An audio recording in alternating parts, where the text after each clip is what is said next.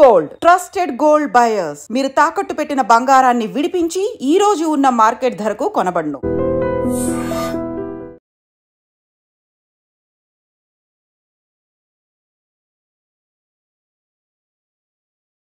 నిజామాబాద్ జిల్లాలో దారుణమైన ఘటన జరిగింది. భార్యాభర్తల మధ్య మనస్పర్ధల వల్ల విడిపోయారు. అయితే వేరుగా ఉంటున్నటువంటి భార్యను దుబాయ్ నుంచి వచ్చి మరీ అత్యంత దారుణంగా హతమార్చాడు భర్త.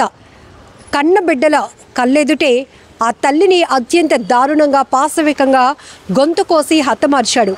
వద్దు నాన్న వదిలిపెట్టు అని కాళ్ళ వేళ్ళ ప్రాధేయపడినా కూడా వినిపించుకోలేదు ఆ కసాయి. ఇంత దారుణాతి ఘటనకు సంబంధించిన పూర్తి డీటెయిల్స్లోనికి వెళ్దాం. నిజామాబాద్ జిల్లా ఆర్మూరు పట్టణంలో సోమవారం భార్యను అతి కిరాతకంగా హత్య చేశాడు వ్యక్తి. రెంజర్ల మండల కేంద్రానికి చెందిన ముద్దంగుల గంగాధర్కు జగిత్యాల జిల్లా మెట్పల్లి ప్రాంతానికి చెందిన ముద్దంగుల అంజని 35 సంవత్సరాల ఆమెతో 18 ఏళ్ల క్రితం పెళ్లి జరిగింది.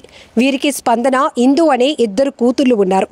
2 ఏళ్లుగా భార్యాభర్తలు దూరంగా ఉంటున్నారు. బోధన్ ఫ్యామిలీ కోర్టులో విడాకులకు దరఖాస్తు సైతం చేశారు. భర్త గల్ఫ్లో ఉంటుండగా ఆమె కుమార్తెలతో కలిసి ఆర్మూర్లో నివాసం ఉంటుంది. గంగాధర్ దుబాయ్ నుంచి నెల రోజుల క్రితమే వచ్చాడు.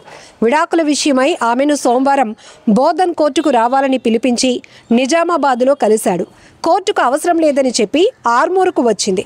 దీంతో కోపగించుకున్న గంగాధర్ నేరుగా ఆమె ఇంటికే వెళ్ళాడు. ఆవేశంగా వెంట తెచ్చుకున్న కత్తితో భార్య గొంతు కోశాడు.